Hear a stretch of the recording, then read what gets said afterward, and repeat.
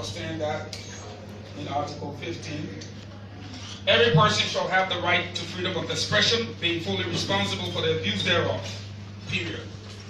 So, quite recently, we statements such as the President's opinion had somewhat been misconstrued to mean a threat to one of the journalists' life or soul. Now, let's be clear here. We have what we call physical threat, and we have a verbal threat. A person's opinion of you in no way threatens your life. And so if I say to you that when I was working for human rights, somehow you were against me, that does not equate to a verbal threat, or for that matter, a physical threat. A verbal threat is when I say I will kill you. A physical threat is when I hold a cutlass in my hand and come chasing you. But my opinion is guaranteed by the Constitution. To buttress that point, I have here the Code of Ethics for Liberian journalists that was given to me by the Press Union. Can you pull up that? Thank you. See Section 1. In line with Article 15 of the Liberian Constitution and other regional and international protocols, the journalist shall defend freedom of opinion as well as freedom of expression and information in accordance with ethics. So again, I'm not taking it out of my head. So the journalist will respect the opinion of the president that is divorced of any physical threat or verbal threat. The Liberian Revenue Authority has raised 31.37 billion above its targeted 31.27. So that's good news. And it doesn't only show the Liberian Revenue Authority is working, the Ministry of Labor is working, the Ministry of Commerce is working, Ports is working. There's a lot of things that have been done. Last but not the least, I had the opportunity to tour several media outlets, including the Press Union of Liberia yesterday, where I pledged my commitment to working with you, the members of the press, and to build a cordial relationship with you all. I know it can be difficult at times, but guess what? We'll be friends. Without much ado, let me seize this opportunity to introduce you to a couple of my esteemed guests.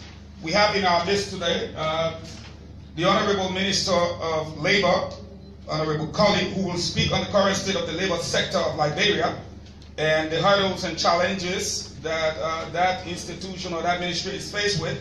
We also have the Minister of Youth and Sport. As you know, sport is a unifying force, and the President, His Excellency George Manewia, cannot be clearly imaged to all of you other than when it comes to sports. He's #1 in the nation, #1 in Africa, and #1 in most part of the world when it comes to sports. So we have the Honorable Minister of Youth and Sport, Zioga Wilson, who will speak on the upcoming 2018 National County League. We're all prepared for it, and just to be biased, I wish Tommy County wins. Okay. Also in attendance is the Deputy Managing Director and Acting Managing Director, the National Port Authority, Honorable Ms. Celia Coffey-Brown, who will speak on the NPA operations and service delivery enhancement, plus many more. We also have the Liberian Medicines and Health Products Regulatory Authority. Many people have been complaining recently of expired drugs. They'll be here to speak to you. I hope they are going to address your questions. Now, we're going to introduce our first guest, who will give you a short presentation, and the guest is going to take the seat. And then the second guest will give you a brief presentation. The third will do the same, and the fourth. But what we will do is that after they take their seats, the Honorable Famule, the Director of Public Affairs, will then proceed to the podium to moderate the question and answer period, where you will address your question to a particular presenter, who then will address all of your questions. Probably numerically it might be 3 or 4, but the presenter will have the opportunity to continue after the 4th question or so in that line. And after that person, the second person will be waved up to the podium to take your question and answer. Without much ado, I'd like to seize this opportunity to present to you the Honorable Zioga Wilson, Minister of Youth and Sport. Thank you very much.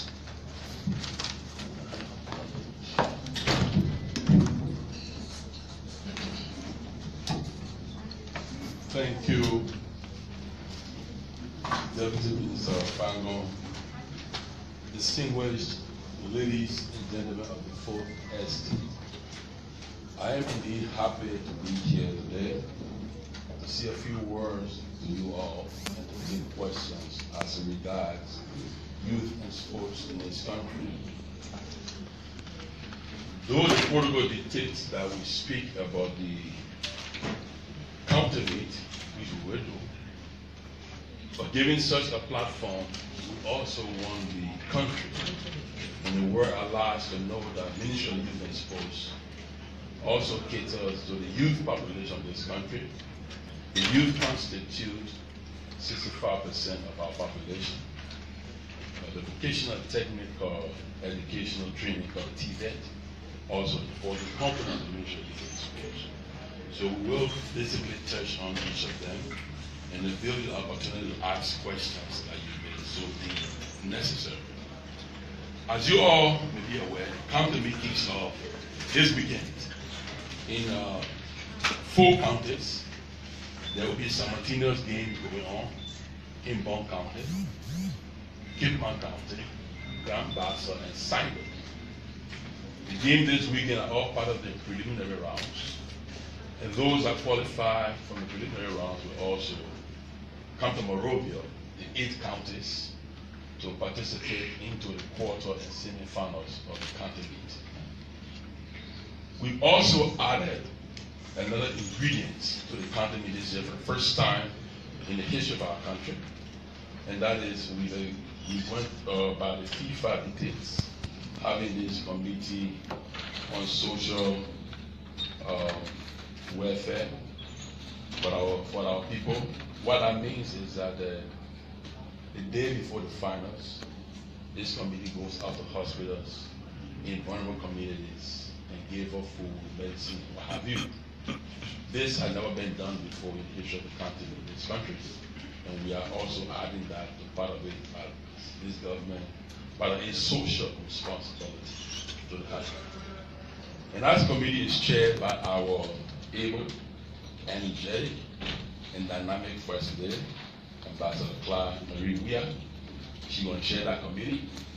Also, members of the committee include Willametta Biso-Sebita from the Gender Ministry, Cecilia Coffey, the Deputy Managing Director, Acting Managing Director of the National Food Authority, and Nimade Pearson from the LPRC, Janet Bromsey from the Ministry of Finance, Finba Bono, who is the Chief of Protocol at the President at the Executive Mansion, Bishop Collie Lawson from the Ministry of Finance, Adrian Smith for the Deputy Minister for Administration, Youth and Sports, and Famada Briswell, who is also Assistant Minister at the Ministry of Youth and Sports. So that's much of the county. The President will be in Fahngon County on Saturday for the official kick-off of the county meet. And by the way, the Lone Star company, cell phone company, is our official sponsor for this year's county meet. There will be a lot of activities. We have the mall to show you as part of this year's county meet that will be sent to various ministries, agencies, so you see for yourself. This is all good for the county meet. We are bringing new dynamics into the county meet. So, now, briefly before I take my seat, we'd like to assure the young people of this country that the President is very much keen on their empowerment and development. You all may be aware that the young people of this country were very instrumental to the success of our President. And he takes the plight of our young people very seriously. The TVET community, the youth community, we are working hard to engage in meaningful programs that will impact your life. So don't think we are left out. We are part of the process, part of the equation. There are more programs for you, and we want to assure you that there is light at the end of the tunnel for you. We're going to provide you all the opportunity, but we also urge you to seize the opportunity and make a difference in your lives. I thank you all, and God bless you.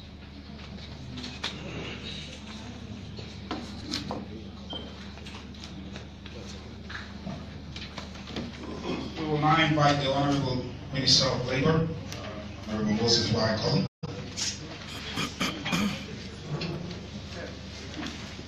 Thank you, Mr. Fahngon. Well, we have been asked to speak on the current state of the labor sector in this country, and also the challenges it faces. Since 13 February 2018, we assumed the leadership role at the Ministry of Labor with my two deputies, in presence of the Deputy Minister for Manpower, Planning and Development, as well as Attorney Rama B. Sampson, the Assistant Minister for Labor Standard. Currently, we are joined by two Assistant Ministers who have also been confirmed by the Honorable Senate.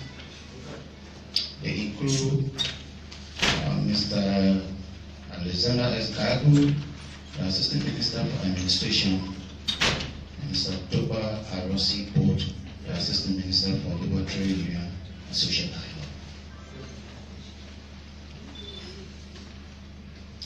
With this team, let me admit that we are performing in the midst of mounting challenges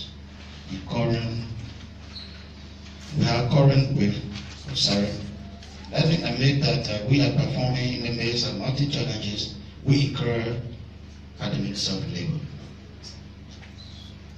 With a month-plus spent at the Ministry now, we have received and handled a number of written complaints in line with the Decent Work Act of 2015, which we have been able to handle and rule in most reported cases, with the recent being the APN terminals versus the workers' case.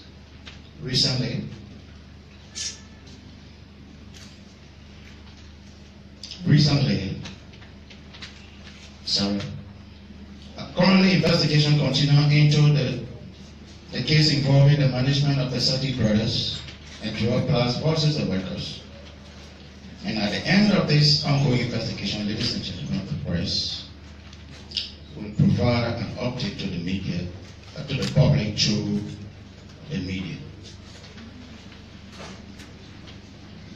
We are pleased to inform you, ladies and gentlemen of the press, that recently we did find the management of Malina Guest House located in Turner Boulevard in Monrovia with $3,000 United States dollars to be paid on or before March 2018 for employing a foreign worker without a work permit. This action is in keeping with Section 4B of Regulations Number 17209 of the Labor Laws of Liberia. Ladies and gentlemen of the press, we must be quick to inform you that as part of our efforts to uphold the Decent Work Act of 2015, we have denied up to 12 work permit requests, which were intended to provide jobs for non-Liberians in the formal employment sector, of which more Liberians are qualified and prepared to do. I want to assure you, fellow Liberians, members of the press, that this current team at the Ministry of Labor will continue to uphold the labor laws of this republic. As part of our ongoing efforts, we have begun making sure that the National Tripartite Council is established, which will lead also to the formation of the Minimum Wage Board by His Excellency President George Manobia. This board will from time to time advise the Minister of Labor, review and recommend wages that will promote the attainment of decent work in Liberia. In order to also address some of the challenges currently being faced by the ministry, and coupled with limited manpower, capacity framework, we have put in mechanisms to recruit, train, and deploy across the country labor commissioners, inspectors, as well as solicitors to help address some of the needs and constraints faced by victims within the labor sector. As part of our partnership efforts, we tend to partner with the International Labour Organization, the ILO, in hosting a national dialogue on the ILO-initiated Decent Work Country program. The partnership, when finalized, will help the country in different aspects of its development, especially as it relates to the administrative functions. The ILO, as a specialized agency of the United Nations, has committed to funding the entire dialogue. Once there is a validation of the Draft Decent Work Country program by the ministry, planning work will begin on the date and time of the dialogue, which is expected to start in the next few weeks. Additionally, we intend to make available to the public at various workplaces more copies of the Decent Work Act of 2015, of which discussions have begun with the ILO in funding the printing and popularization of said act into a simple Liberian English for the benefit and enlightenment of all employees and employers throughout the country. It is envisaged that this will add additional impetus in our attempt to protect all parties in the labor sector. In concluding, the Ministry of Labor, in conjunction with the Liberia Revenue Authority and the Liberian Immigration Service, will from Monday, 2nd April 2018, begin a vigorous and comprehensive nationwide inspection exercise, which is aimed at paving the way for the generation of much needed revenue for government and ensuring full compliance for the Decent Work Act of 2015, as well as all existing labor laws of Liberia. The exercise also intends to remind employees and employers about their cardinal responsibilities in keeping with the Decent Work Act of 2015. On this note, we want to assure you that we are confident that the proposed agenda of His Excellency George Manuel Weah is well alive at the Ministry of Labor, and the public can be assured that we will not give up. Thank you very much.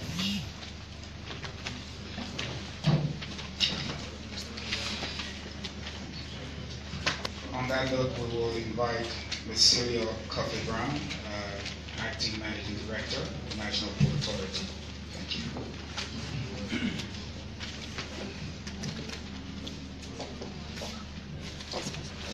Good morning to all. Yeah, I can say good morning. It's morning time, right? Yeah, it is. All right. Mr. Minister Fahngon and all of my colleagues from government, ladies and gentlemen of the press, I'm elated this morning to give you a little snapshot of what's been going on at the National Port Authority. I am working in dual capacity.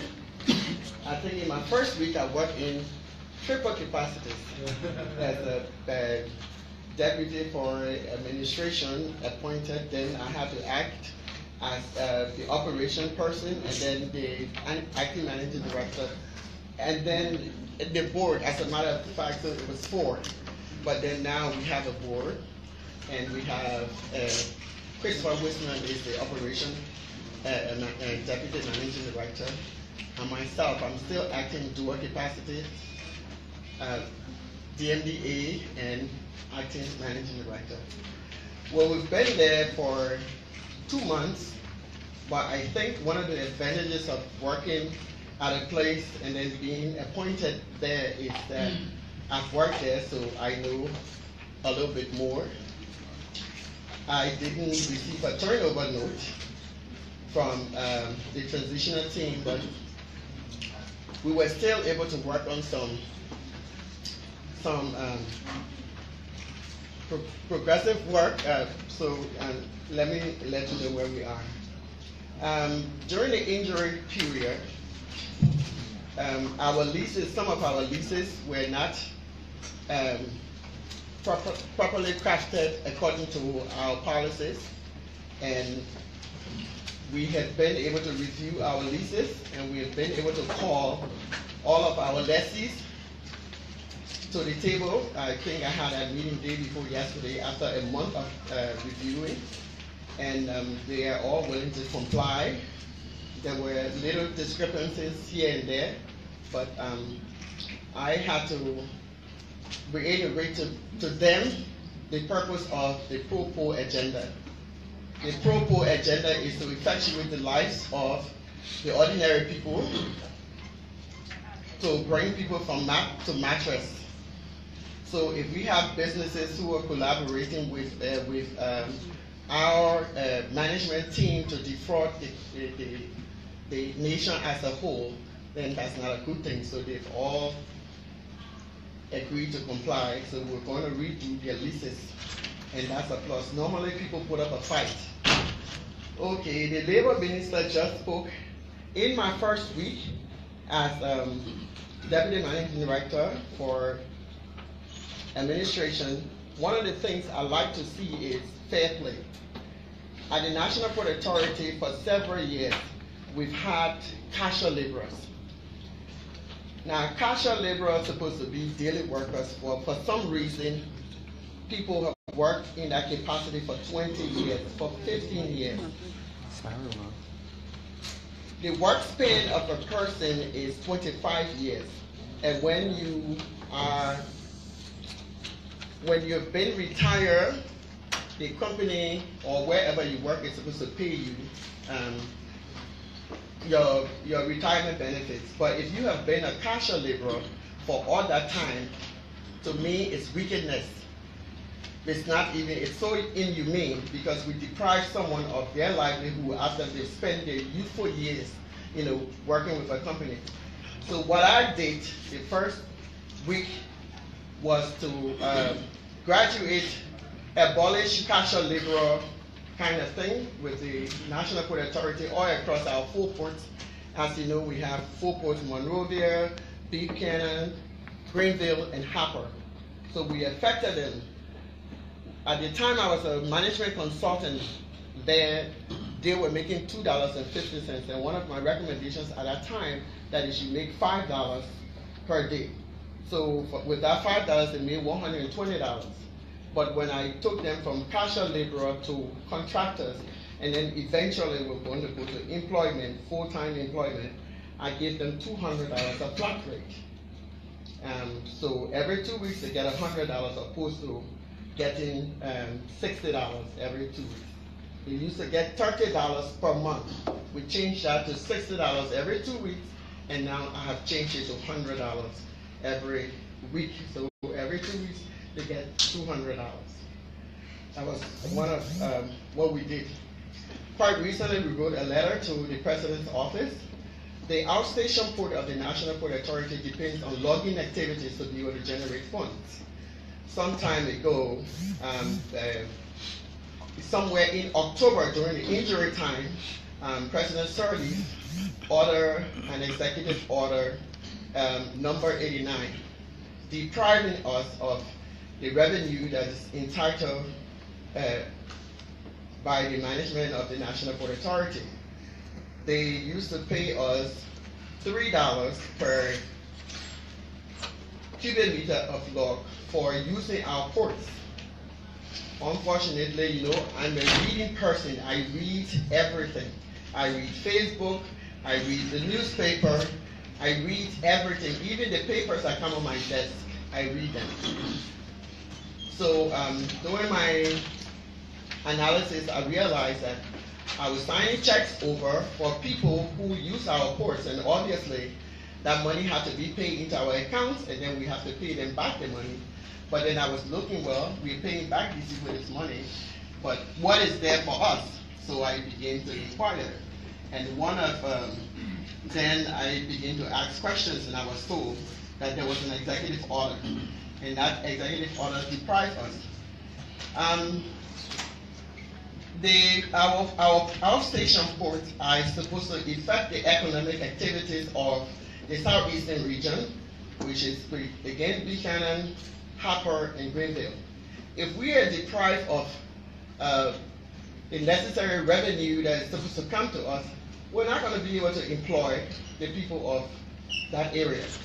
And if we can employ those people, then we as a government, we can fill. And we are not here to fill. We are here to impact the lives of all Liberians across the country.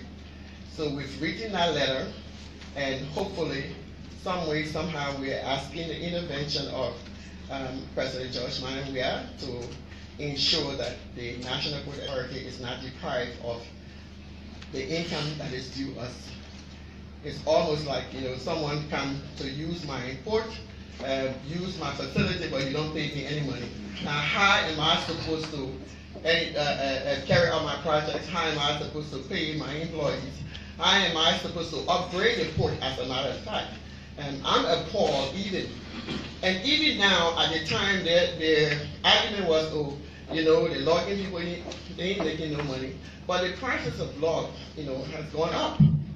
So we can be deprived of that money. And actually, if it was really meant to help them, it should have been done maybe months prior, not in October, where there's a new government, coming into power. I don't see the logic in it. I think it was meant to deprive us, and I, as a government official, I am not looking for bribe from any logging company. I want what is due my institution. Additionally, when we first got into office, we had too many abandoned containers, 173. And the president, being a new president, he didn't want to auction people's goods. I think LRA, BVAC, APM terminals, I think they have a fiduciary responsibility to our customers. And when someone brings their container, and when LRA subscribe to BVAC, and they know that when BVAC say the things that are in the container is this price here, and that price is listed, and the inspectors open the container and the same things are there, then I think they should respect the price. That is, unless the things that are in the container are contrary to what's on the paper, then you can reprice. I think the BIVA mechanism was meant to enhance the clearing process. And so if you coming from abroad and you just budget $3,000, hypothetically, because your paper says this is the estimated amount that you spend, and then you come, your goods are repriced, and then you have a humongous tax to pay that you did not budget. I think it has caused many people to lose track of everything, and then they leave their containers in the port. The port is congested, and it leaves a bad taste in the mouths of people. We as a whole, we have to be empathetic. Put yourself in someone else's shoes. So I've called all port users, LRA, APM terminals, and BVAC, all of those port users to come to a meeting. It means that we have a responsibility as an authority to ensure that everybody do their part to make work and customer service at NPA within our port facility enjoyable. Where there are little glitches, we can work it out, but where people intentionally, wickedly impose hardship on our customers, our clients, then we have a problem. So we call them to meeting, you either ship in or ship out. It's just that simple. This government is here to enhance the life of the Liberian people, not to make our lives difficult. So we were able to talk with the parties, we were able to talk to the shipping lines to waive demurrage charges, and we talked to APM terminals too, because sometimes when due to the difficulty when people when they leave their containers there, they have to pay huge storage. So we asked them to waive the storage, and they were able to waive $5.7 million worth of storage for the customers. And then also we call the shipping lines, and like the shipping lines waived about, I think, 10 million worth of. So that's what we did for the customer. It's not an everyday thing, but it's a one-time thing to be able to clear the ports and to be able to start on a new path so that everybody get the picture. We want to make life easy for business people, for people who are coming short-term to do business. The Port of Monrovia is basically a landlord port. And most people will say, well, why is the NPA involved in it? I think I did real estate law in the US, and there's something called police power. Police power means as an authority, we are able to exert, we are able to develop, and we are able to charge, and we are able to police because we are the authority. We wouldn't do it forcefully, but I think meetings here and there where people meet can solve many of our problems, so we've been reaching out. Now, that's about a goose. Quite recently, we've come to APM terminals. My fellow Liberians, from 2011 to 2016 in February, we've had a 25-year contract with APM terminals. Business is a good thing. For Liberia, we welcome partners. But when we partner with people and we are cheated, that poses a problem. Business is for what? Win-win. You win and I win. And we can do business. When you win and I don't win, that's a problem. So we've called APM terminals to meeting because we have 25 years for the container area, another area, and then we also have 5 years they were to operate our marine services. And I think one of the reasons why Liberia and other countries, call it multinational corporations, is that we like our people to be trained in new technology, to be advanced, so that when those people transition, we will be in a position to be able to, carry out that responsibility, and we can collect the big money too. When you're learning, you don't get the big money, but when you have, when you have been educated, then you can get the big money. But for the past 5 years, APM terminals did not train our people. APM terminals hire a third party to run the marine services. So I'm in office. Remember, I don't have a turnover limit. But first of all, as a leader, when you get into office, you do a SWOT analysis. You collect your budget. You do budget performance. You also look for sources of revenue. I want to hire a lot of Liberians. I want to train a lot of Liberians. As a matter of fact, that's why I'm educated. That's why I left the US and I've been working here. So, but I have to have source of finance to be able to do that. So I started looking for my revenue. And I found out that the revenue for the marine services was, I could get it. The revenue for logging, I can also get. And, other sources, my leases too. Those are the things, those are the source of revenue that we have. So I wrote APM terminals without ado. I did not call them for negotiation. I just wrote them and told them I want the marine services back. If they can hire a third party, I too can hire a third party, and I can train my people. And my people can get educated, and we can educate from one generation to the other generation and still run our institutions. So then also our wage bridge. When the women are different from men, we look for where the money is. When our husbands pack their trousers in the closet, we'll go in there and start looking for money. So it's a habit that we also bring to the professional level too.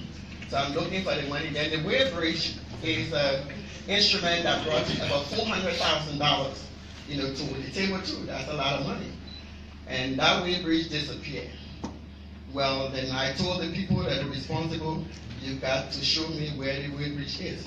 Well, the weight bridge is at APM terminals. It was a part of that meeting also too. We tested it day before yesterday, and we are going to be getting our money. Now, the Marine Services APM terminals had it for 5 years. The 5 years has elapsed, and from 2016 to 2017, the 2 years. In the years that they operated, they made $38 million. National Port Authority only made $28,000. If you are Liberian leading an institution, you see that you really, really get angry. And I was truly angry in my spirit that someone would even say and negotiate with them. This is not negotiation. Like I said, business is good for us. We welcome international business. Liberian people were just that we're going to strengthen our policies. We're going to make sure that what belongs to us belongs to us. Like I said, I'm not an angel, but I think I work for enough money where I don't need to take bribes to be able to sell something to someone outside of Liberia for $38 million, and I make $28,000, and that's an insult to the Liberian people. And I'm glad President George Manaria, an ordinary man, who became extraordinary, is the president of this country.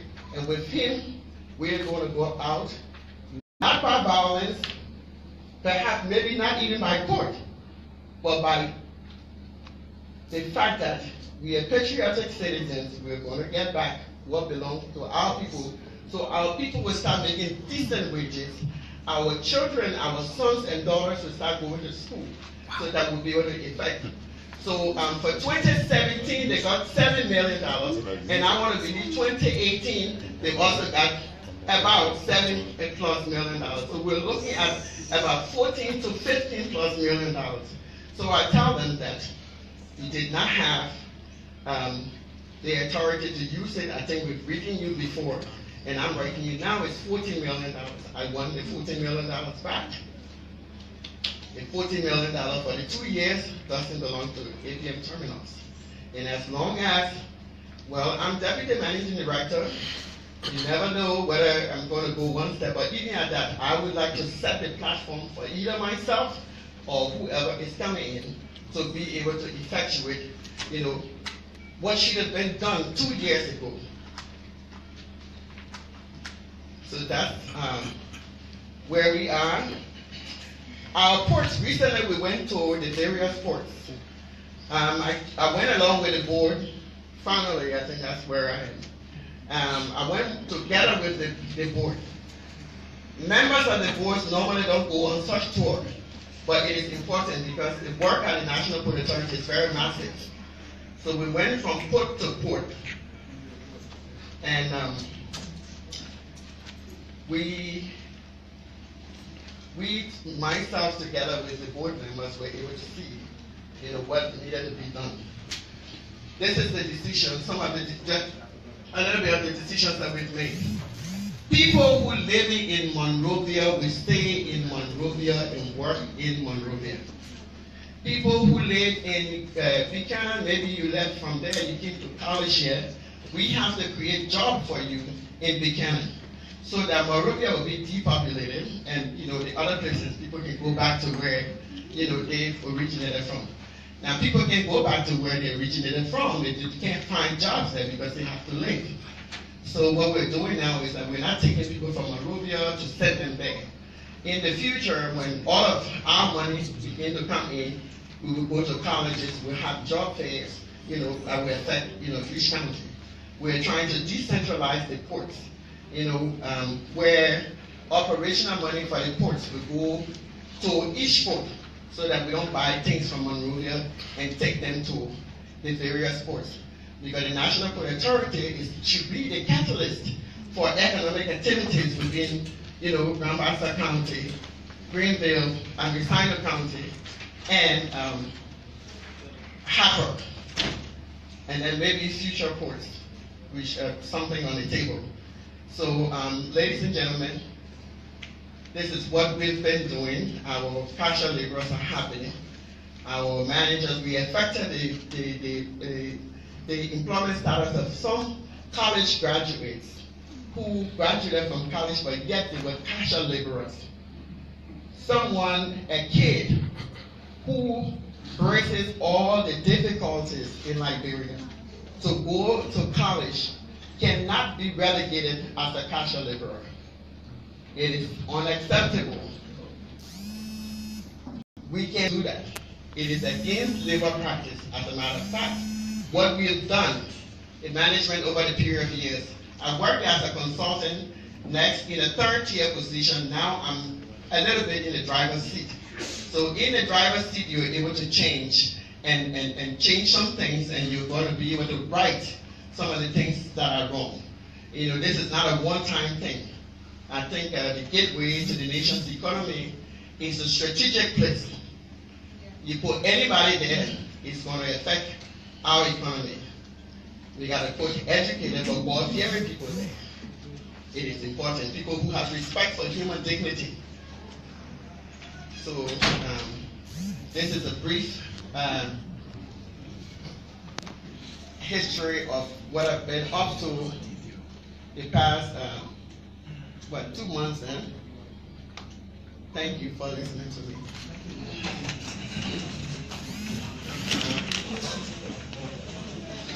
Thank you very much, Mr. Brown. I think you see the reason why I did not waste any time so that we can get to some of the good stuff. We'll now call on the Liberian Medical Regulatory Board to do a quick presentation. We'll ask that it be brief so that during the question and answer period you can elaborate further on some of the issues. Thank you. We are happy for the opportunity for us to be on this great platform. My name is Chuwiji Kipula. I'm the Best Information Officer at Elevation Already. I'm also accompanied by my colleague, the Inspector General for the Elevation Revolutions Pharmacy, Thailand, Chito. Our mandate is to ensure that all medicines and health products within our territorial jurisdiction are safe, effective, and quality. It's predicated upon that we have come to discuss our 150-day deliverables so that you can be aware of what we are doing. The issue of medicines safety is very, very important. And so, talking about achieving our goal under the Pro agenda, our work is to ensure that everyone out there receives quality medicines that are safe and that are effective. So our first point of concern is the re-establishment of our quality control laboratory that was burned in May 2017. You remember that NDS, National Drug Service Warehouse, one of the warehouses called fire, and our laboratory was just adjacent that building. And everything in that building was burned down. So it became a challenge for us. However, the United States Pharmacopoeia provided us some mini lab kits that we have been using to analyze our drug samples. And complicated one are usually flown out of the country for analysis to ensure that they meet the standard for which they are. So our focus now is to make sure that that laboratory is re-established fully and functional, equipped with the best equipment that we can use to analyze our samples. Thanks be to God that the World Bank came in and based on commitment in providing purchasing some laboratory equipment for us. The government library have made some commitment to help us get our lab started. And so we are in the process of completing the renovation process and installing those equipment. So that is our focus, because outside that laboratory, it's going to be very, very difficult for us, because if we have to send a sample out of this country, it's going to cost us much money that we would have generated ourselves to do. So the next thing on our agenda is to make sure that we improve our medicine information for medicine safety for the public. You and I take medication every time we get sick. Have you wondered if they meet the quality for which you should be taking it for? And that's the challenge we have. We have to educate the public, because as much as you have police officers to clamp down on criminals, and yet criminals are still committing crime. We have the elements already to regulate pharmaceuticals to make sure that only good quality medication comes into our country. However, there are some people that bring in some medication that are substandard, falsified, that will even endanger our health. So we are continuously working, so we need to educate the public. Talking about drug peddling, you have to provide, in fact, we want to work along with the press so that we can, through the community radio station, we can produce some jingles, and then they can go through vernaculars and other things so that people can know exactly how do they handle that medication at home, wherever they are, and how to take it, and what not to do with that medication. They're going to cost a lot of money. To do a 1-hour radio program, it's expensive. To bring flyers, if I usually bring flyers to go out to the counties to disseminate medicine information, but we have done that since 2016. Due to low budgetary allotment, we have not been able to go out since October 2016. So we want to step out our medicine information campaign so that we can educate the public. Now, on our agenda, the last thing we want to focus on is post-market surveillance. Post-market surveillance has to do with monitoring the quality of medicines that we have authorized on our market. The quality of medicine is not a one-day event, it's not an event. It is a process, continual process from the manufacturing all the way to the end user, you and I taking it. We will qualify a medication, we send it out, and people buying it, but the storage condition, it may not meet the standard. So post-market surveillance, we need to monitor the quality of medicine that we have qualified. Then on post-market surveillance, we also need to do routine inspection. Recently, our routine inspection was able to identify a warehouse that has some damaged products where the warehouse was leaking and the medicine all got wet. And other substandard medicine, I have samples of them that I'll be giving out to you if you want to have a picture of them. Because they're all circulated, you wouldn't know. They look identical, like you're looking at this, in fact, my colleague had more of them before. They look very identical, but you wouldn't know how to tell the difference between them. Worst of all, some of them happen to be anti-malaria. You and I know that malaria is one of the major cases that we have in our sub-region. These are all falsified. So you may just be taking those in, you don't know if you make your condition worse.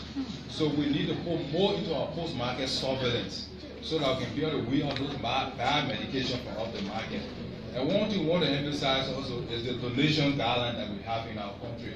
Many institutions are not adhering to the regulations.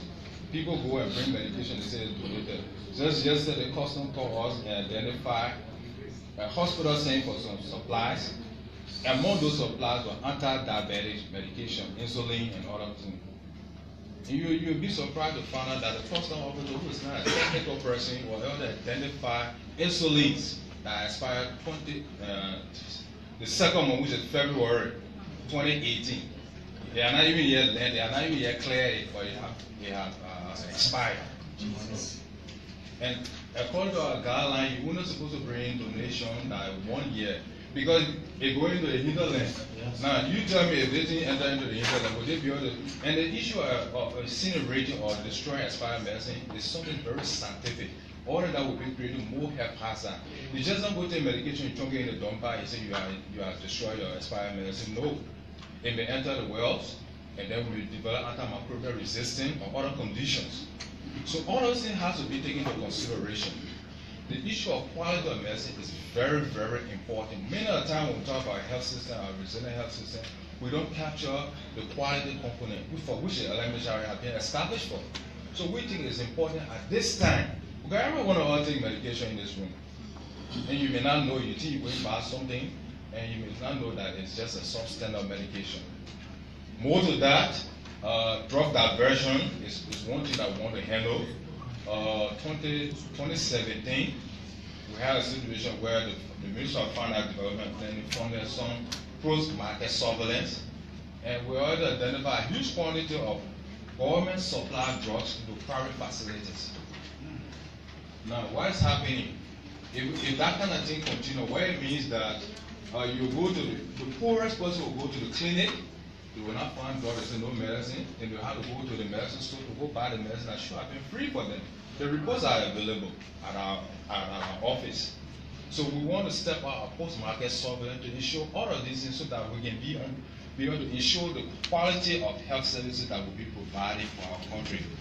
As we speak, we have a lot of challenges. We're renting our offices, we are renting, and it causes a huge financial challenge. We have only one vehicle, one Land Cruiser Jeep. That's the Jeep the inspector will use. That's the Jeep we have to carry supplies and samples to the lab. And we have to do any other thing. It's that one Jeep. So you see, there are enormous challenges that we are facing in the regulation of pharmaceuticals. And so we have come to highlight on our 150-day deliverables. Those are things that we want to lay emphasis on. Equipping our labs, restructuring our lab equipment, step our messaging information, engage the media so they can help us propagate some of those tangible information, and then improve on our post-market surveillance so that we can be able to weed out those bad medication from our market, so that if the man in the village that can't get to may be able to get good quality medicine, because the issue of medicine is not just about price, it's quality. We emphasize on quality for the rich, for the poor. It should all be quality, safe, and effective. Having said that, I want to thank you for the platform and for the thank you.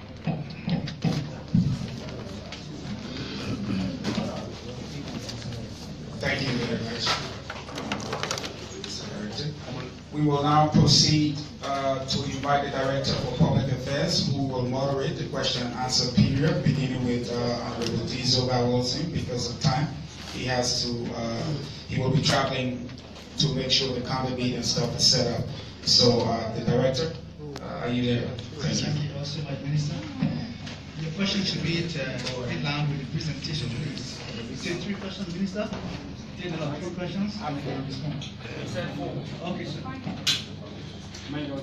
Thank you. I'm Winston Blady, to the Ministry of Youth and Sports.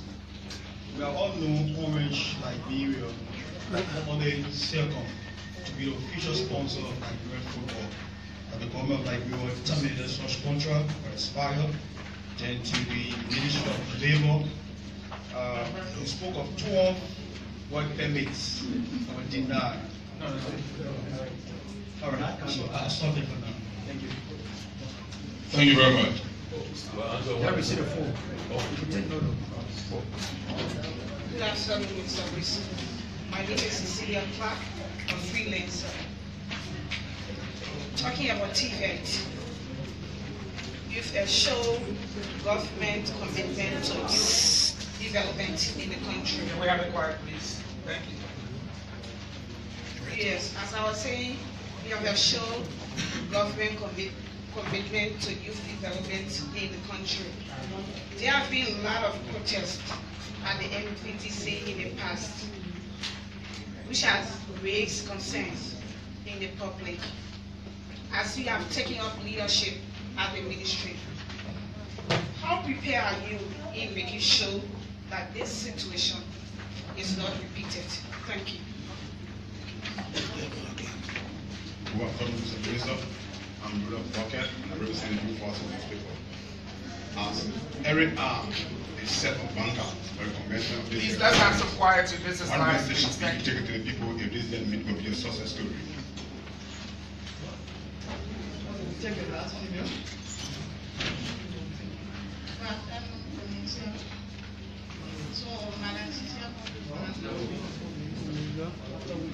The Minister, you can respond. Thank you very much.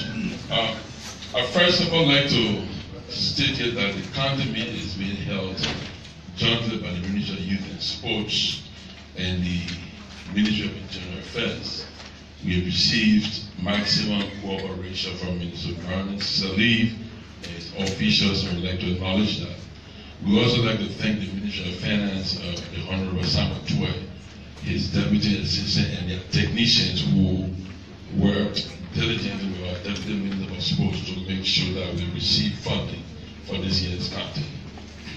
On the first question of the contract, I think we need to distinguish between the Liberia Football Association and the Ministry of Youth and Sports. If the were a contract. I believe that contract was with the Liberia Football Association and not the Ministry of Youth and Sports. Tibet. We visited MVDC last Friday and held a very successful meeting with the staff, students, as well as the instructors. Our approach is to always dialogue with people. When, as an administrator, when you create an environment that the folks cannot speak their mind, they can't tell you what they feel, then it leads to protest. What I've always said to my staff, and I continue to say, is you have a right to challenge the authority. Just do that with respect. You have a right to act as the Minister of Youth and Sport, whatever question you want to ask. It may be as uncomfortable as it may be to me. You have that right. As long as you do it with respect, I'll respond to you. In fact, at my office, I have a very large suggestion box. Right in front of the office, I have to all my employees and staff, put into your suggestions whatever message you have, what you want to say, put it in there. If you don't want to put your name, that's fine. You want to put your name because I want to engage my employees, I want to engage the students, I want them to know that they can come and talk to me. As long as you open such dialogue with people, they have a platform to seek redress, to have their problem resolved. I believe the issue of protest will be addressed. And finally, on the message of the country, our message is simple.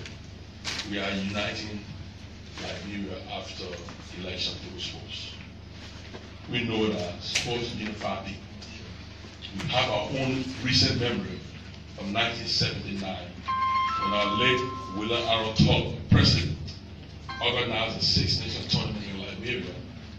And that tournament was organized mandate to bridge the divide between Senegal and the Gambia. And Liberia won that tournament, beating Senegal in the finals, 1-0.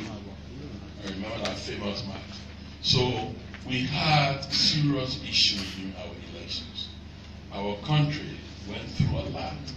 Besides the election, the 14, 15 years of civil war created a vacuum of division, hatred. But we want to cement that. We want us to unite around sports. Let's come together. Like the president said during his discussion with the UNMIL meeting over the last week, we must put aside our differences. Let's come together as a people. The young people in this country took part in the elections. They went through training on conflict resolution in rural communities. We need to focus on that. We need to be one people. This is our country. If we can't do it for ourselves, we'll do it for us. We won't take our God will come now and do it for us. Let's put aside our differences. Let's be one people. Look your brother in the eye and say, look, I'm sorry. If I offended you, let's move forward. So we want to use sports to promote that unity of the election. Let's come together as a people. And I trust this country. We will unite. And we go above our record.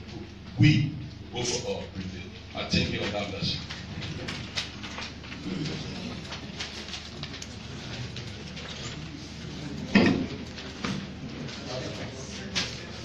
Thank you very much, Honorable Minister Zilka Wilson, the Minister of Youth and Sports. Our next person will be the Honorable Moses Wakali. And just to throw something out there, many of you are waiting for Cereal Coffee Brown. We'll have her up here shortly. Thank you, Minister. If you have questions, you come in the queue, introduce yourself. Minister will take 2 questions at a time. Thanks, Vladimir. You spoke about 4 work permit that you denied. Please, for the record, give us names of the individual institution that you denied. 2, I have followed your workings. I'm a legendary reporter. You're one of those who strive for the decent work bill to the highest degree. And thank God you are at such a level. I guess you heard about the Fahngon saga, what role did that ministry play in solving that issue? Because as we speak, there's information that workers are working under stress at our institution. Thank you. Thank you, Mr. Minister. My name is Daniel Brooklyn, Diamonds TV. My question has to do with the deliberation that draw to our attention the Decent Work Act of 2015. And we have an understanding that it should have taken effect in the month of March 2015. Till now, people have not been paid the minimum wage or what the law states. And your emphasis here talks about publication of more of the copies to be spread out in workplaces and institutions so that people benefit. So my thing here, is it the publication of the law are going to benefit people or the effectiveness of people being paid by the minimum wages? Thank you. Minister, my name is Fiona Benson Body. I write for the Women Forces newspaper. The poor labor condition is one of the key to the backwardness of our living condition in this country.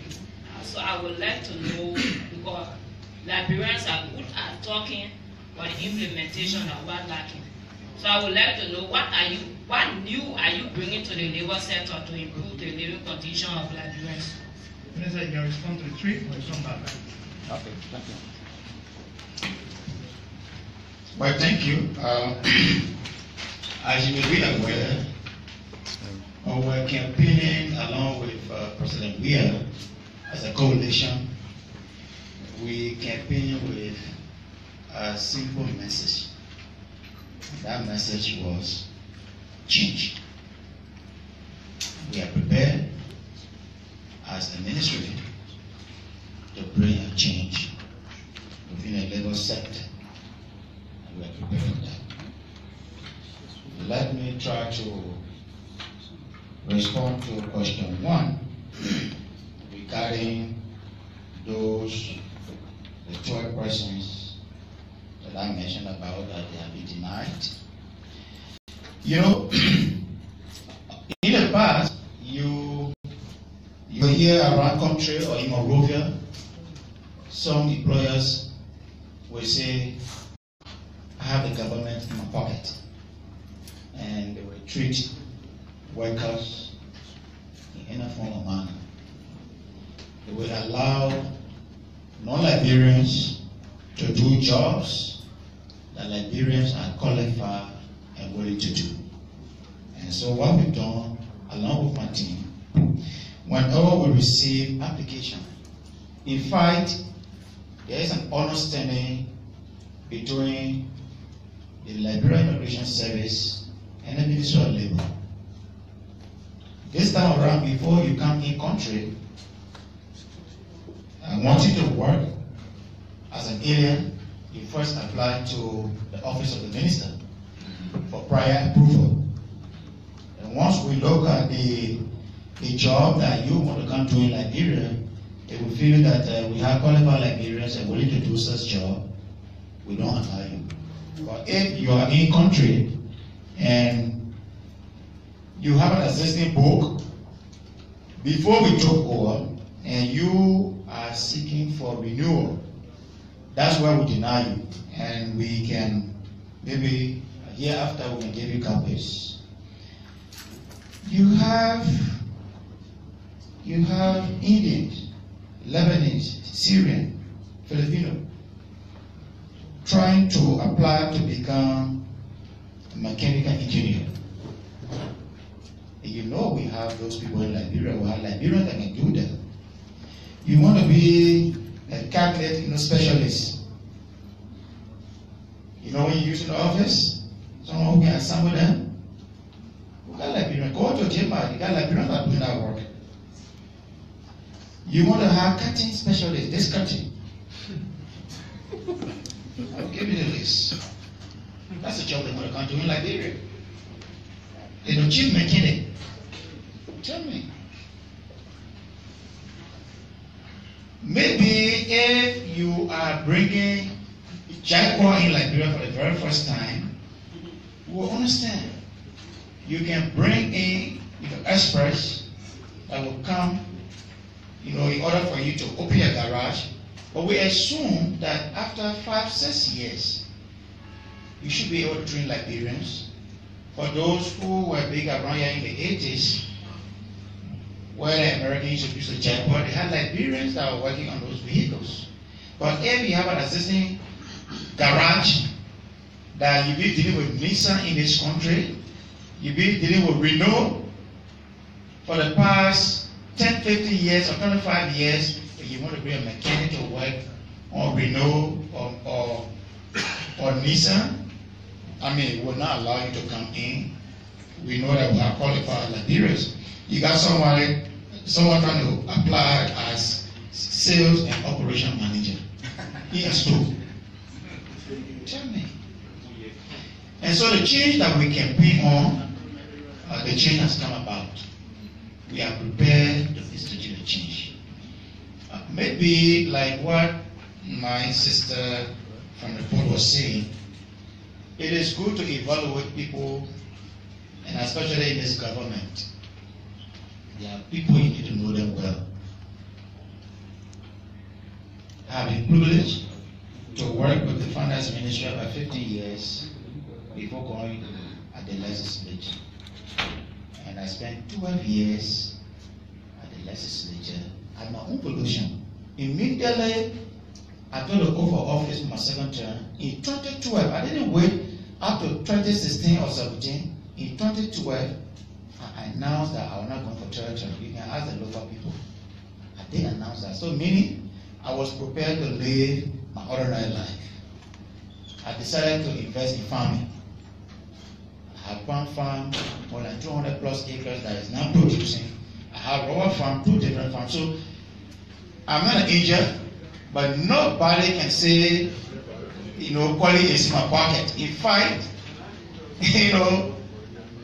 for you to even approach me, you have to be meticulous, or else I will expose you. I want to have a decent character where if my children will stand out there tomorrow, you will ask he or her to say, are you the son or the daughter of Mr. Colley, the former Minister of Labor? That's the record we want in this country. So we have the record here, we'll share with you. On the issue about the Fahngon hotel, let me say this.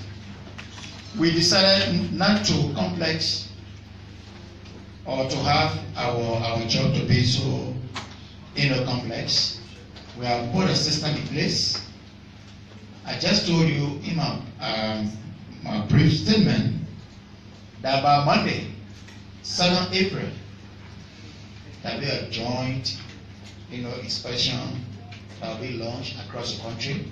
And trust me, I can assure you, there will be a change at that hotel.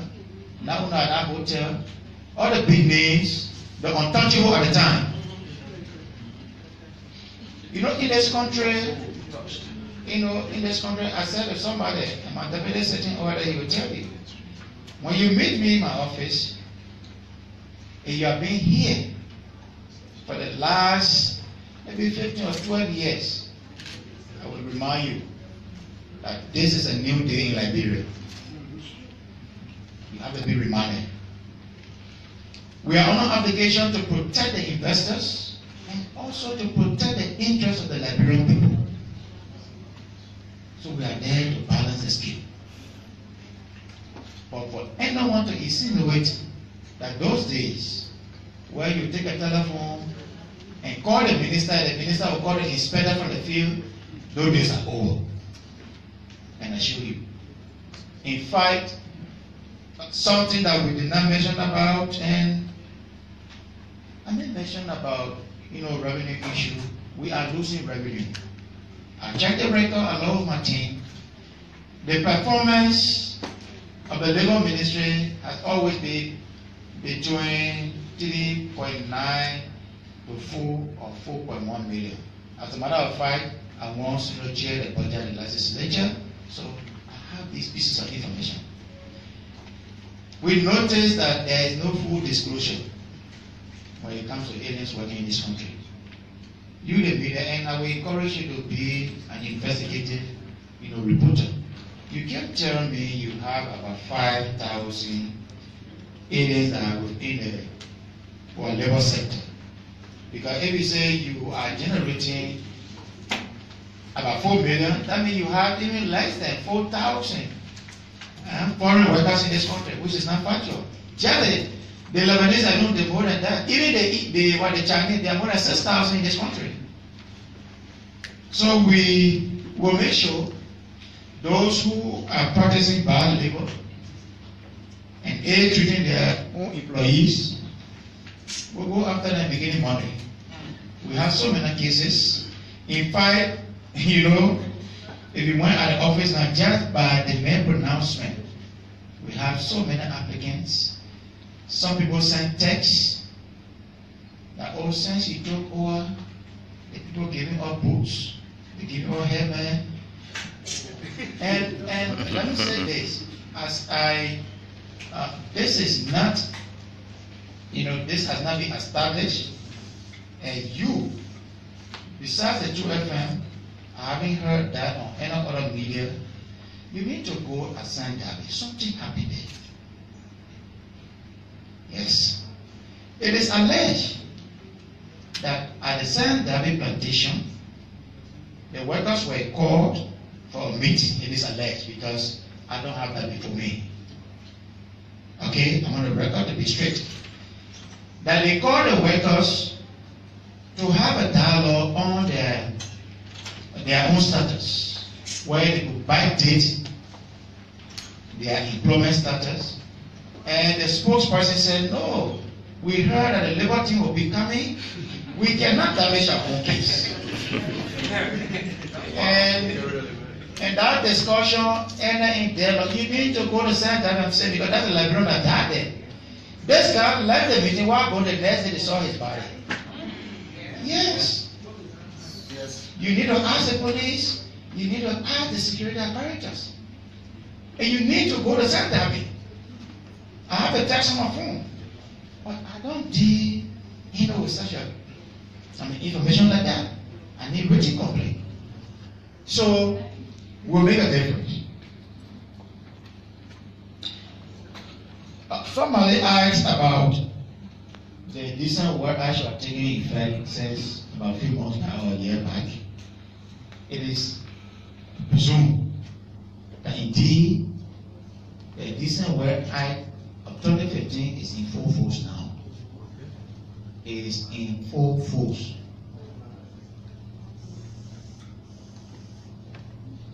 You will see me with my own jacket. I will get on the field. I was going home last night. Coincidentally, I forgot to purchase my bread in town. What did God directed me? I stopped at the freeway. There's a new supermarket called the Harvest Supermarket. And I went in there to purchase my bread and the juice. And I saw all the young ladies, young men, with blue t-shirts written on the employee. I said, oh, thank God you are employed. And the girl said, they didn't know me at the time. The girl said, Papa, I'm not employed. They're casual worker. And one of them, realized that our Moses colleague, into the labor minister, the time who started coming. So I said to them, well, how do you say? They were talking very low. I said, hey, we're not so here to sit behind our desk and know your problem. You need to speak to me. I encouraged them to speak out. They could not speak. But what I did, I walked on them and I went to go pick my bread. And I asked the guy, I said, who's the manager? The Indian guy came. He said, oh, sir, I'm the manager. I said, okay. I'm Moses' colleague. Are these your employees? He said, yes, sir. I said, oh, fine. I said, please, let me see your ID card. The guy said, no ID card. I said, let me see your ID card. I wanted like 4 persons. He said, we don't have ID card. I said, yeah. Then he said, but chief, I'm not a boss. It was 8% last time around about 10:45. Yep. All hands on deck. The guy said, if you turn to my boss, I said, no problem. I got the guy, I said, hello. The guy said, yeah, who's there? I said, this is Moses' colleague. He said, what can I do, sir? I said, look, I came to purchase at your place, and I realized that you got people with, employee t-shirts, and they're not employed. He said, who are you? I said, my name is Moses Curry. He said, Labor Minister. I said, yes, sir. He said, Chief, we open in January. And I said, but are they employed? He said, yes. I said, well, where are you? He said, well, I'm driving from Ralphie. I'm coming down. I said, please, tomorrow by 2 p.m., please come at the Ministry of Labor. I want all of your employment lists, the payroll, all other supporting documents. And I will turn it over to my labor standard, the Deputy Minister of Labor Standard, the attorney sitting over there. We will handle it. So that's how we'll be on the field. And the Decent Work Act is a very powerful law in this country. I don't have to inform you when I'm coming to you. I can work on you anytime, if only it is a working time. And if you are at the morning side and you are working the night, I will come there in the night also. So, I don't know, somebody's, what was the last question, madam, please? Somebody asked the last question, please. Implementation. Oh, the new idea? Oh, thank you. Now, let me tell you something. In order to enforce compliance, you need people on the field, right? In order to enforce any law, you need monitors on the field. So firstly, we are focusing on establishing the National Tripartite Council. And that council comprises of 3 groups. The Employers Association, the Employees Association, and the government.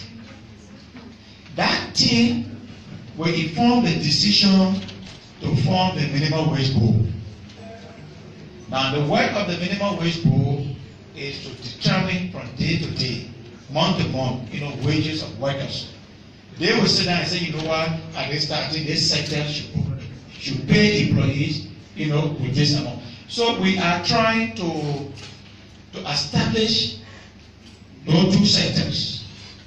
And also we want to recruit or employ more solicitors.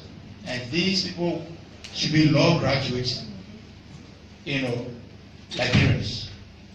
And we need money to do that. But I have gotten the support of the finance minister that indeed they will support the ministry so that we have qualified solicitors across the country. And you know why we need solicitors? There are some Liberians who will go to the labor court. They do not have money to hire lawyers. Those solicitors will help those Liberians or those employees that agree to go after their cases. We need, more inspectors on the field so that enforcement will come about when it comes to compliance. So those are the things that we intend to do. Maybe I can take one more question. Yes. Please come forward.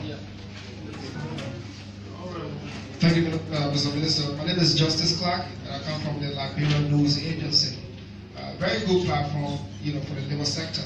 But I'm concerned about the issue of child labor that has been permeating the Liberian system, years upon years, especially child labor in far to rich areas like illicit gold mines across the country.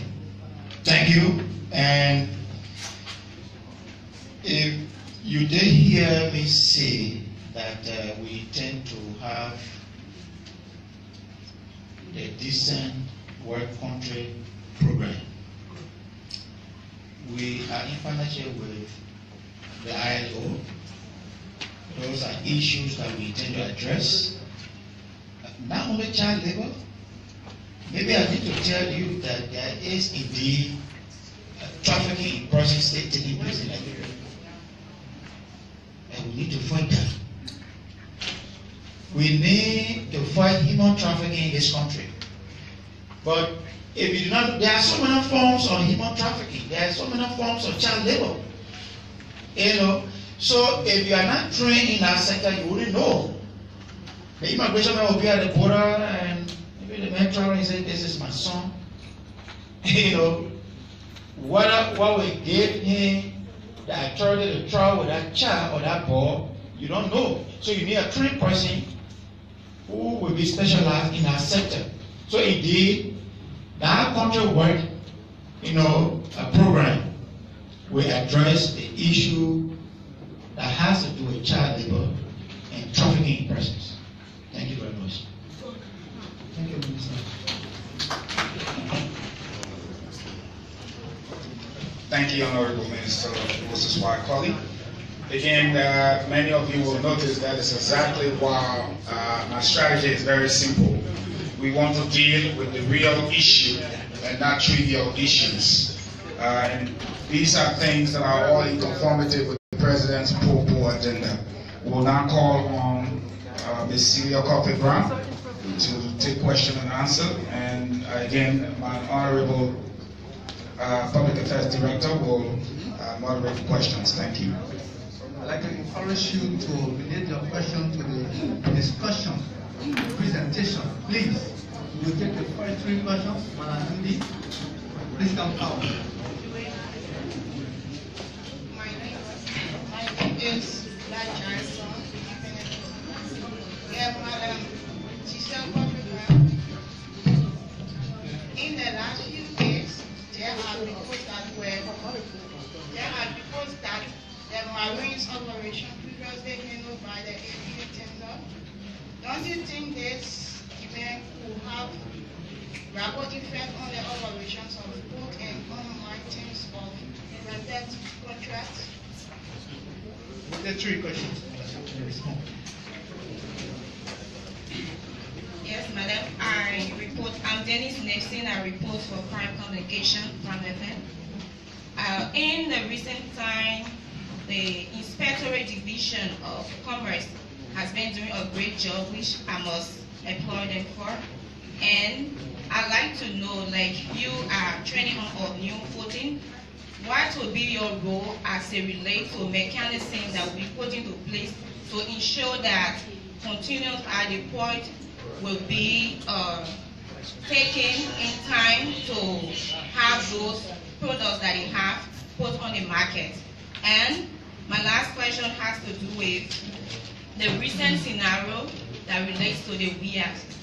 And you said that you inherited a system where some qualified and other long-serving employees are still casual laborers, and you are struggling to have them employed. And even calling on the president to approve a budget for the NPA. Okay, but you are struggling to have them employed. And now, I'd like to know, now you are taking the WIA on board.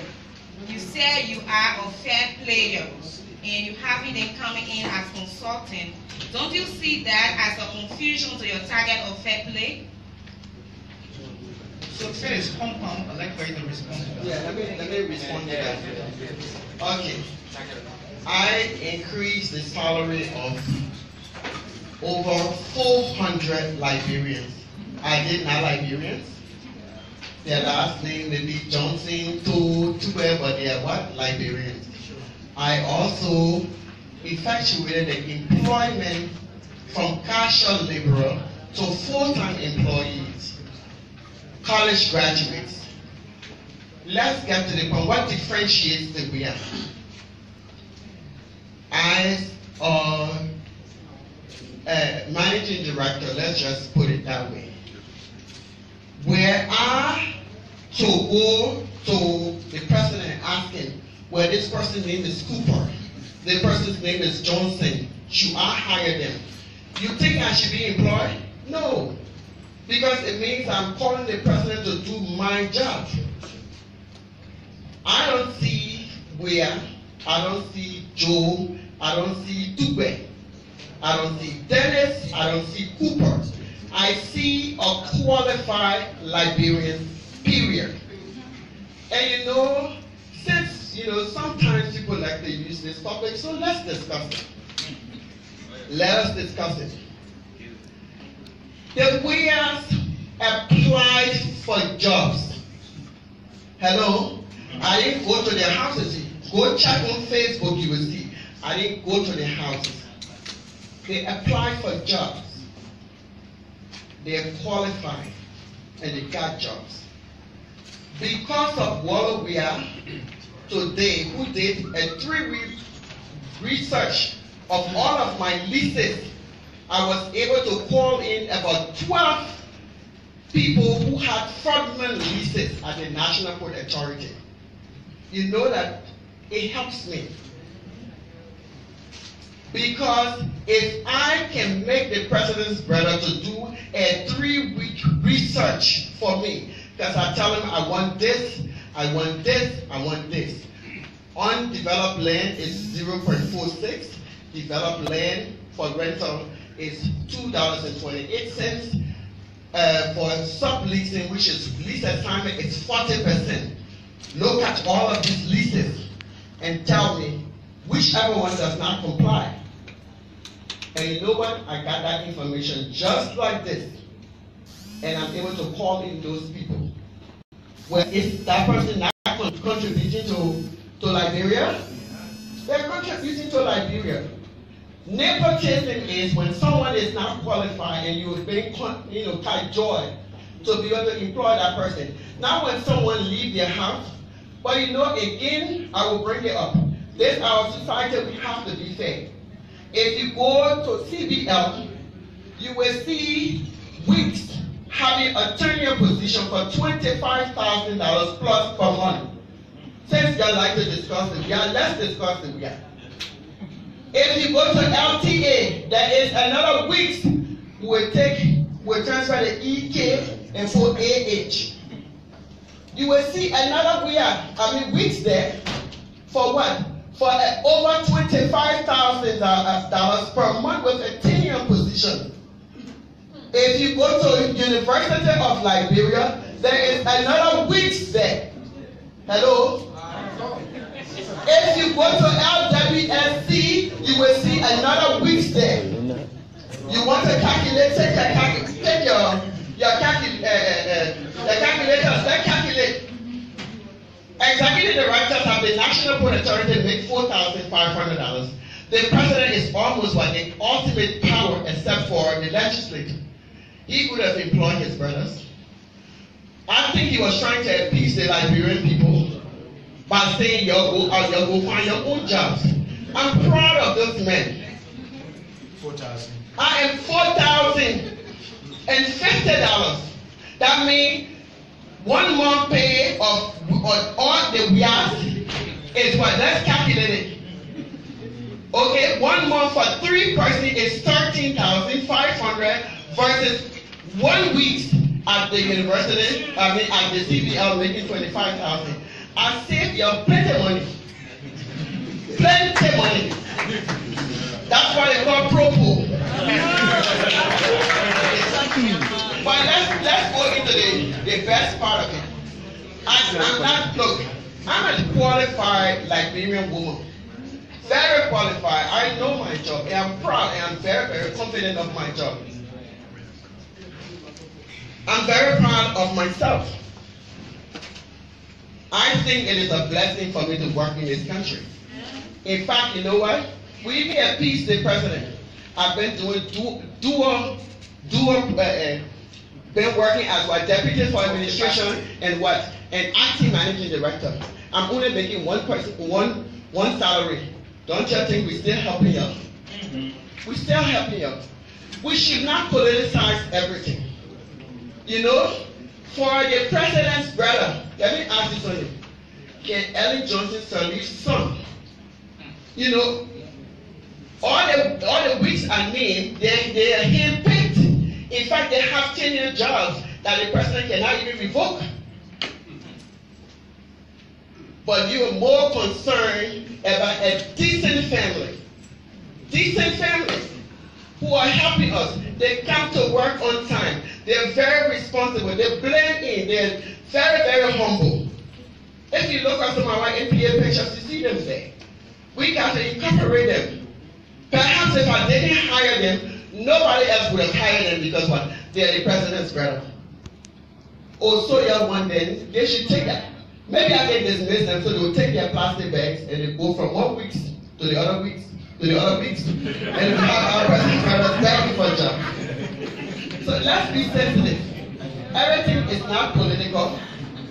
I've also hired Yusuf, who is the executive director for Yusuf Ability, executive director for environmental, and he gives me exactly what I need. You think as a leader, we go to other different activities. I need my able lieutenants to go do research of the information I want. I want to say, you go do this, this is what I need. And then bang, they come with it. So we're able to take APM terminals to tax. That is the dishes where I say they didn't know book. Hello? So let's get there. I've hired more physicians than anybody else. I have. I've hired more. In our project, you know that we kept everybody on board. We did not fire anybody. So that means that we did not downsize and what? Upsize. Because if we do that, we'll make the president unpopular. And the president wants to help everybody. So you want to do all of these things and yet discriminate against other Liberians. So if I say that people can't apply for a job, but I say I want to get a job, it's discrimination and they can take me to court. You know that? So I hope this has put it to rest, but anytime you want to discuss it, I'm in for a full time. And you know the president, you're asking the president to what? For me to step aside, for me to do this here. If you're taking $38 million from you, you know, I gotta be begging the Liberian people to go back to work to APM terminals every night. Sometimes I have to stay there 2 hours. You're not thinking about the work that I'm doing. You say, you know, step her down. Who tell you to step me down? A qualified woman and we can get a job. I can get a job any day. I'm working for my country. There's no discrimination. I will not discriminate against the WIAs. I will not discriminate against the dentists. I'm not going to discriminate against the coopers nor the toes. Everybody will be fair. If you talk about fairness, I was fair. And I did not need the president's permission. I am an administrator. I was hired to hire or fire people. And I hired 3 people who are working diligently. It is left with him. Thank you. Thank you. Thank you very much. My name is Mohamed Belete. Both for Fahngon show and also sugarcane. But I'm said that in the government they have a lot of weeks. So my question is, are you telling me that because they have a lot of weeks, is that why you are giving opportunity to the WIAs? And another question is the hard tariff on containers. How do you respect use the hard tariff? Okay. And remember to sometimes before you ask a question, you should do research. You know, a question and answer is not just about being heard, it's about articulating appropriately. The tariff with APM terminals, it has been discussed by the government of Liberia. As a matter of fact, Minister Wilson Tapper wrote that they should cease, you know, to raise tariffs. And because of our meetings with APM terminals, we have a lot of shipping agencies who are willing to work with us. Regional managers from West Africa would just randomly call on my office. They want to work with us. They want to do a lot of shipping here. And it's a good question you asked, but I wish you had done more research than perhaps you would not have. But for the benefit of those who don't know here, and when the tariff is high, it impacts our economic activities. And most of the ships that are supposed to come to us will be calling into other places. But again, we made that decision because we have Buchanan Port here. What was stopping us from developing Buchanan Port? We had a deal with Ulori that went down in a breeze because somebody was trying to protect APM terminals. Let us not be concerned with the people who got jobs because we are fair. If I can hire ability, if I can hire Fuller, if I can hire Dennis, if I can hire how they call it, where the woman's son name? No, not Jesus. The men are just promoted to. I just promoted a guy. If I can hire the HR man, if I don't see the distinction between three gentlemen that wanted to work, and you know, if I have to do it again, I'm not being arrogant, but I'm telling you, if I have to do it again, if 20 guys came in front of me, they were qualified, I will hire them to do the job that I want them to do for me to be effective. Before we take the last question, there was a question from the journalist from FM. Yes. On their collaboration with Commerce Ministry. She wants you to answer. Okay. I don't know what collaboration Commerce Ministry is on. Well, the Commerce Ministry have their own standards. But let me just let you know what we did. When we took over the National Food Authority, we made $307,000 consolidated in our account. That means all of the puts put together had $307,000. That kind of money can't even do anything.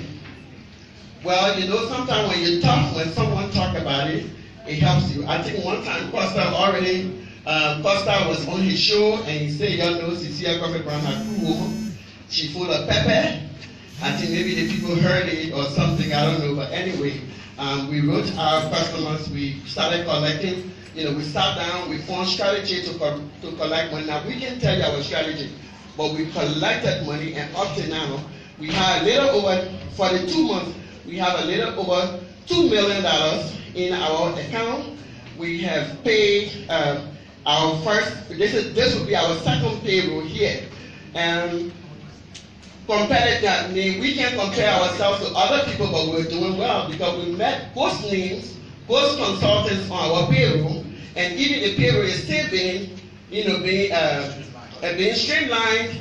We taking people picture now, so that's how we want it to be correct. But we got $47,000 in just an hour of perusing the payroll. $47,000. So that's how I'm able to employ a lot of people. When people come, I tell you, bring your resume. You know, I got to look at your resume. Sometimes somebody will come and say, oh, I want to be executive director for so and so. I get no problem.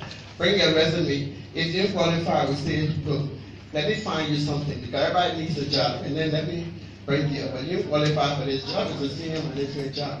So you see, the people we are asking for, they get contract for a short period of time to do specific job that I want them to do.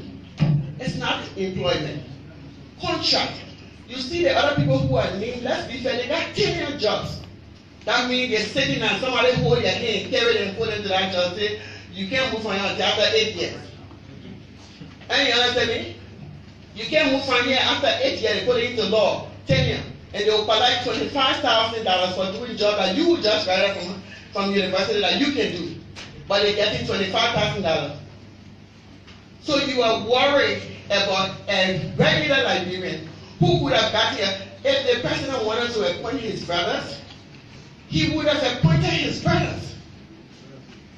He would have appointed his brothers. He would have made noise for how many days? Maybe for 2 weeks, and that was it. He's the president. Let's be happy. You know, I'm not justifying anything. I've made a decision. That's my decision as an administrator. But let's be happy that we have a president who is not encouraging nepotism. A president who even called me for 3 minutes and interrogated me.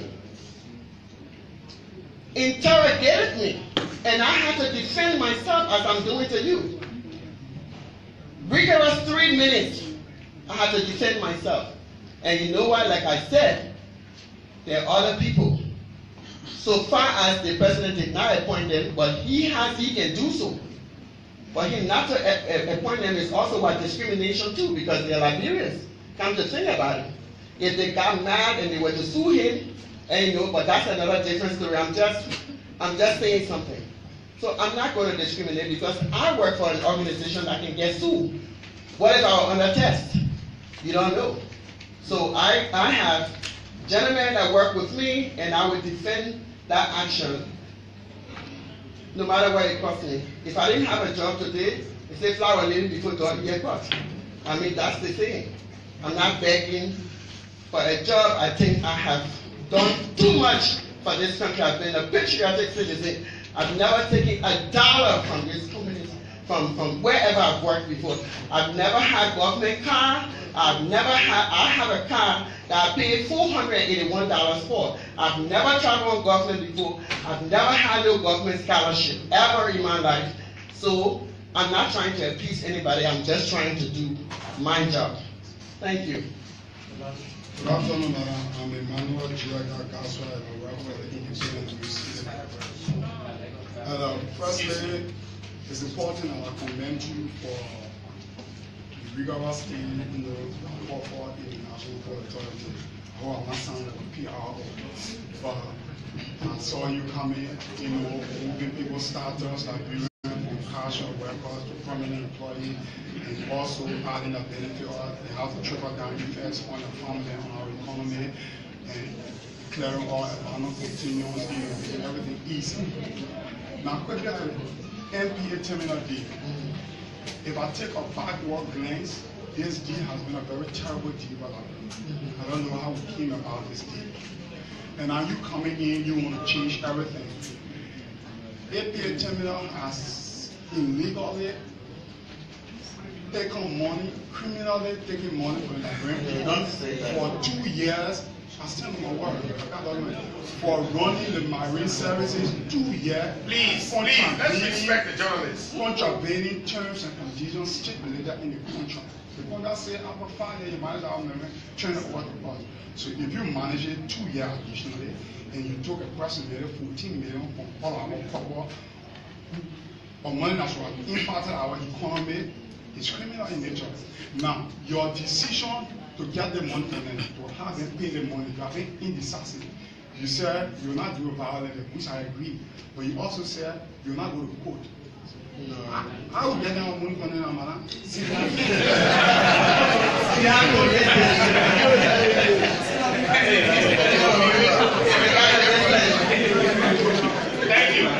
Listen, we have a 25-year contract with APM Terminals. I think let's take 7 years. It's already gone. So in the 7 years, are we getting?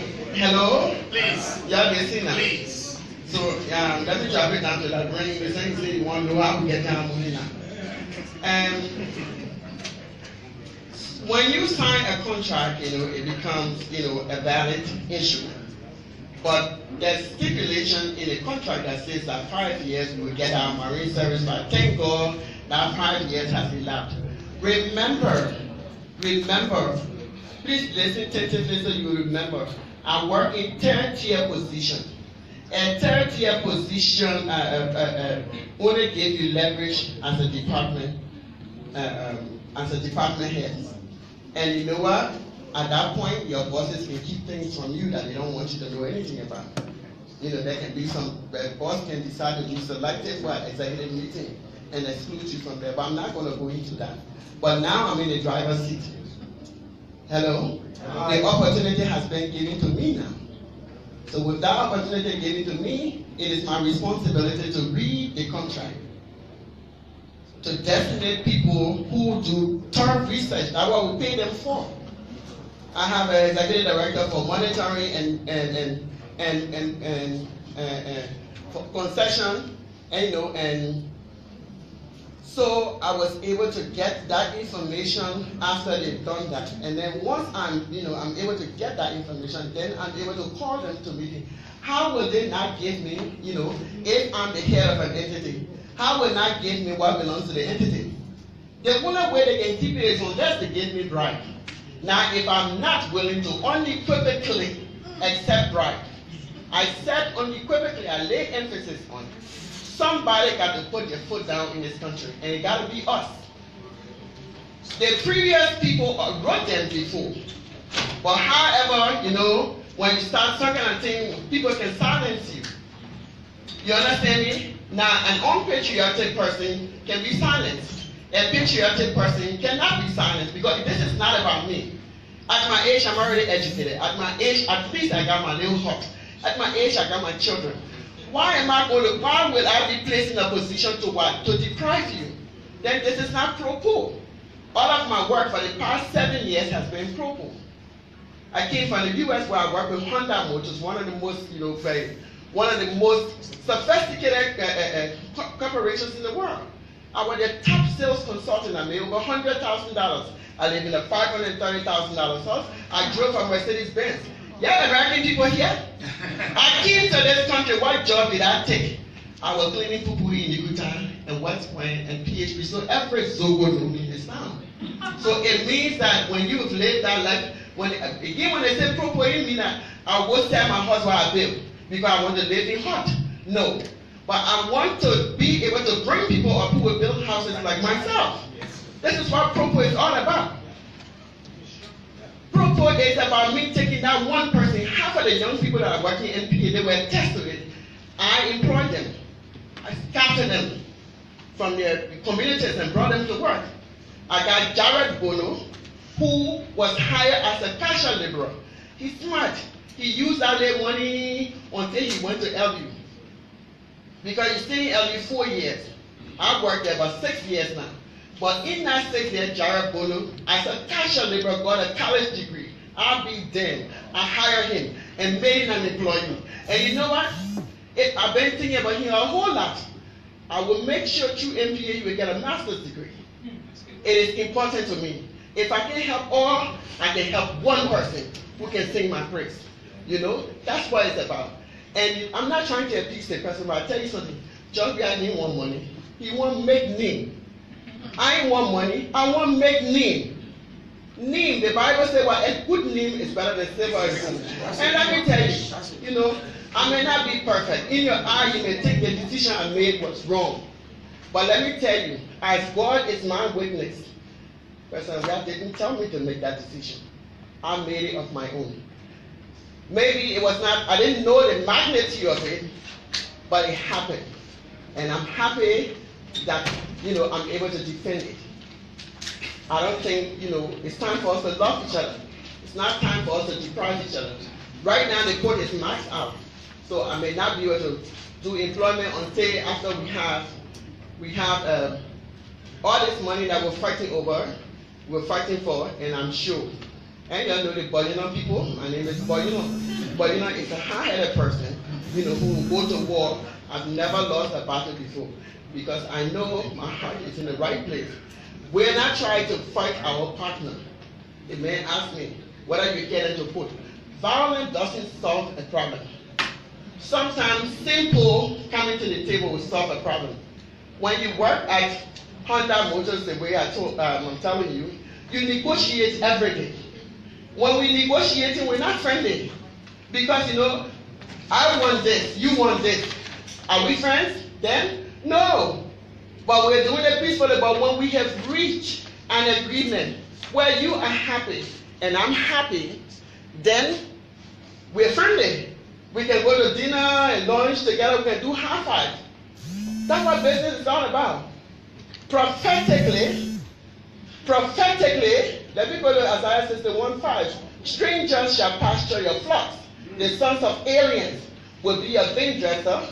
You shall be called priest of the Lord. Men shall call you minister of the Lord, and you will eat the wealth of the Gentiles.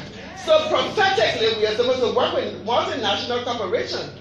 But what God sees is that God can give you the thing, then you disrespectfully give it to somebody else, then you get nothing. This is what God is seeing. Even we that in big jobs, we get paid, we get gas, you enjoy a whole lot of amenities. If you enjoy a whole lot of amenities, why would you, take just small money? 100,000 doesn't last long. 1 million doesn't last long. Why would you take money to deprive the whole nation? And that's the point. And then guess what? Somebody see a child, they will just spit on their child. That's the circle from child that God forbid. That can't happen to my children. If I die, people will see my children, they will say, that's the circle from daughter. Oh yeah, that woman was a good woman. That's the kind of reputation I want. Not money, because when I die, money will go with me. But my name will stay. And thank you so much. Thank you.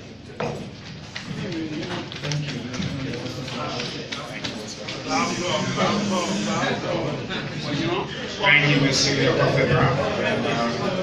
Again, we're not done yet.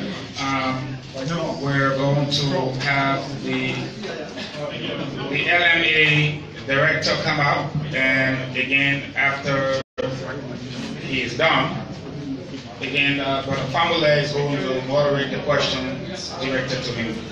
Do you have questions for us? Please. My name is Cecilia Clark-Ine, Liberian freelance journalist. The act that created the LHRA. Let me get the acronym right. You got it correct. Yeah, okay, it's correct. Okay. The LHRA, among other things, speaks of health product regulation in Liberia. There are concerns about some pharmacy and some mushroom drugstores in the community. Those are dispensing drugs and the children of the owner of the drugstore. You go there to buy a drug, their child will come and give you the drug.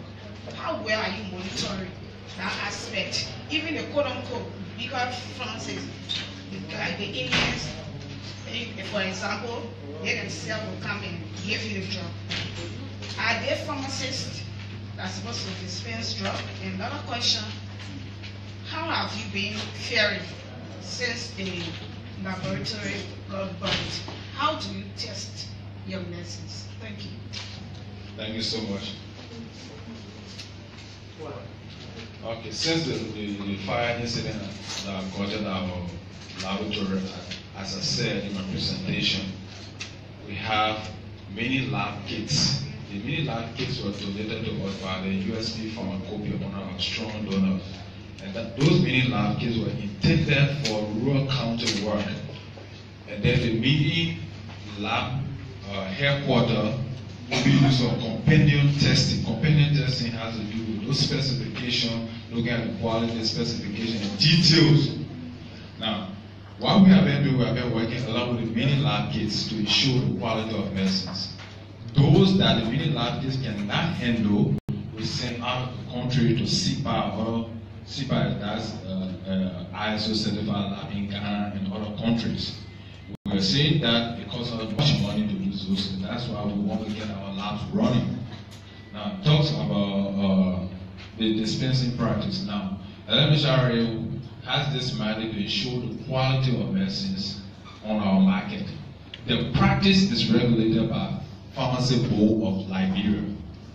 However, when they are concerned about unqualified people dispensing medication, we notice that in our post-market surveillance activities, we forward that to the arm that is responsible to regulate the practice, which the person that is Pharmacy Board of Liberia, and we assure you they have begun steps to mitigate that particular situation. Thank you. Emmanuel Kaswa, and I work for the independent newspaper, LMHRA. What from your arm, what are you doing to tackle street peddlers? You see people in buckets with drugs, or in the community, they're selling some low knowledge of drugs. They're out there getting drugs. What are you doing about it? It's hurting us. Thank you. That's a very serious concern that we continue to raise, the issue of street peddling. What are we doing? If you heard me, I said that we need to step up our medicine information on medicine safety. One of the first things we need to do is to educate the public as to do not buy medicine from those drug peddlers. Because so that the only knowledge of that medication that they have is the pictorial that's on the medicine. And they will believe it, they'll tell you that medicine for anything that you talk about. So we must first discourage people from buying from them. That's why you have to educate the public. Beyond that, we have our inspector. Pharmacist Diana sitting there, all Diana Jita is the chief of inspector for the LMHRA. Now the problem is we don't have laws on the book that say 2 months, 3 months, some harsh measure that will deter them. Because when we confiscate them, I have flyers, I have reports that you can see, that we share with you. That we have this interagency work. We work along with the police, TCU, and we move out to raid it off the market. Mind you, that's a dangerous work also, because they attack all the bus, our windshields and other things. police are sometimes get involved so rigidly with them. So what we do is first educate the public. Do not buy from them. They reduce the market for them. Because if you confiscate it after another week or two, they will go and get those medication and get by a cheaper venue, go to different area peddling. And it is more risky because if you bought a medication from them and you took it and it started having some bad adverse effect on you, we can trace it. But if you buy from the medicine store that we license, we can go there and then make sure that we collect that medicine samples and then trace it. If it's sort of national concern, then we ask to withdraw it or recall from the market. Now, those are things that we are doing, and we want to improve upon that, not just Morris Rada County. Even the rural county is even worse. Market, they will spray our medicines, expire, substandard, and they are the major conduit for expire and substandard medicine on our market. So that's why we are making this call that we people improving our budgetary allotment so we can improve, we can recruit more pharmacists, we can have county health offices to be able to do most of the work we are doing. Thank you.